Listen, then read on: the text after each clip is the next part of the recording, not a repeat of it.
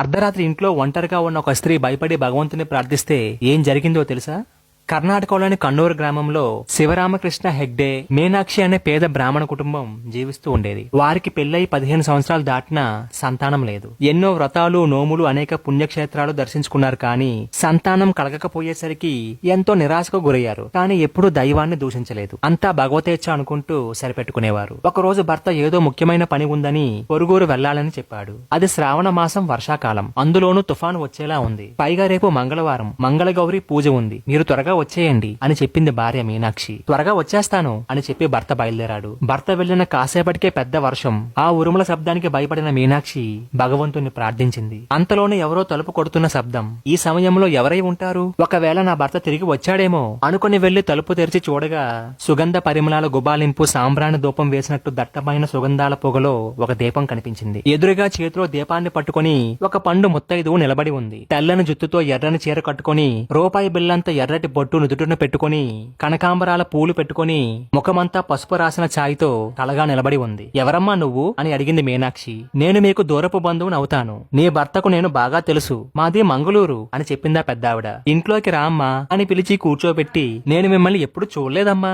నా భర్త కూడా ఎప్పుడు చెప్పలేదే మీ గురించి. మీరు ఏ విధంగా నాకు బంధువులవుతారు అని అడిగింది మీనాక్షి. అప్పుడు ఆ పెద్దావిడ, నీ భర్త నీతో చెప్పి ఉండకపోవచ్చు, కానీ వాడు నన్ను రోజూ తలుచుకుంటాడు. నీకు కూడా నేనెవరో తెలుస్తుందిలే అని చెప్పగానే అంతలోనే ఒక పెద్ద పిడుగు పడిన శబ్దం వినిపిస్తుంది. ఆ శబ్దానికి కంగారు పడిన మీనాక్షిని, భయపడకు, నేనున్నాను కదా అని చెప్పిందా పెద్దావిడ. నా భర్త లేకపోవడంతో భయంగా ఉందమ్మా అని మీనాక్షి చెప్పగానే, భయపడకు, నువ్వు భయపడతావనే నేనొచ్చింది. బాగా పొద్దుపోయింది, ఇక నిద్రపో. రేపు నువ్వు గౌరీ పూజ చెయ్యాలి కదా, చాలా పనులు ఉన్నాయి, ఇక నిద్రపో అని చెప్పగానే, నాకు నిద్ర రావట్లేదమ్మా, చాలా భయంగా ఉందమ్మా అని మీనాక్షి చెప్పగానే, భయపడకు, నా ఒళ్ళో తలపెట్టుకుని నిద్రపో, నేను ఎలాగూ మెలకుగానే ఉంటాను అని చెప్పి మీనాక్షిని ఒళ్ళో పడుకోబెట్టుకుందా పెద్దావిడ. తెల్లవారుగానే మీనాక్షి కళ్ళు తెరిచి, అయ్యో ఎంత పని చేశానమ్మా, రాత్రంతా నీ వల్లో పడుకుని నీకు ఇబ్బంది పెట్టాను, నా వల్ల నువ్వు నిద్రపోకుండా ఉన్నావు అని చెప్పగానే, నేను నిద్రపోతే ఎలా, సర్లే నువ్వు వెళ్లి నీ పూజకు ఏర్పాట్లు చేసుకో అని చెప్పిందా పెద్దావిడ. మీనాక్షి పూజకు సంబంధించిన ఏర్పాట్లన్నీ పూర్తి చేసి ఆ పెద్దావిడ వంక చూసింది. నువ్వు తయారయ్యావు,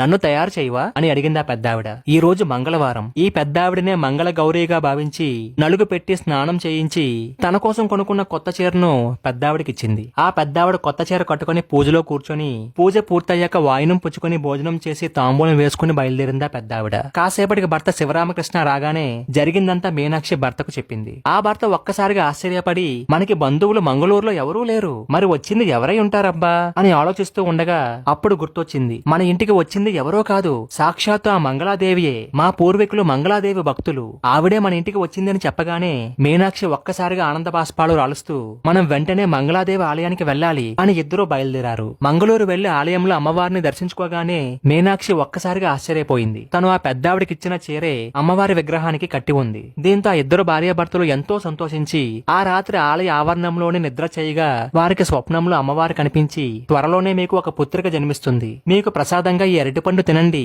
అని చెప్పి అంతర్ధానమైంది. వెంటనే మెలకువ వచ్చి చూస్తే వారి పక్కనే ఒక అరటిపండు ఉంది. అది ప్రసాదంగా ఇద్దరూ స్వీకరించారు. తర్వాత రోజు స్నానాలు ముగించుకుని అమ్మవారి దర్శనానికి మళ్ళా వెళ్ళగా ఆ ఆలయ అర్చకుడు మీనాక్షికి చీరనిచ్చి, అమ్మవారు స్వప్నంలో కనిపించి మీకు ఈ చీర ఇమ్మంది అని చెప్పాడు. అది విన్న వారి ఆనందానికి అవధులు లేవు. అమ్మవారి అనుగ్రహాన వారికి ఒక సుదినాన ఒక సుపుత్రిక జన్మించింది. ఆ పుత్రికకు సర్వమంగళ అని పేరు పెట్టుకున్నారు. ఈ లీలను కన్నడ దేశంలోని మంగళూరు ప్రాంతంలో శ్రావణ మాసంలో భక్తులు చెప్పుకుంటూ ఉంటారు. ఇలాంటి అమ్మవారి లీలలు భక్తుల జీవితాల్లో లెక్కలేనని ఉన్నాయి. మనకు ఆ అమ్మ అనుగ్రహం ఉంటే తనే మన ఇంటికి వచ్చి సౌభాగ్యాన్ని కలిగిస్తుంది. నమ్మి కొలిస్తే అమ్మ తప్పకుండా పలుకుతుంది. మీరేమంటారు? అవునంటారా, కాదంటారా?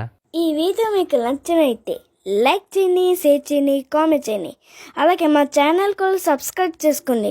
పక్కన గంట మాత్రం కొత్త మర్చిపోకండి.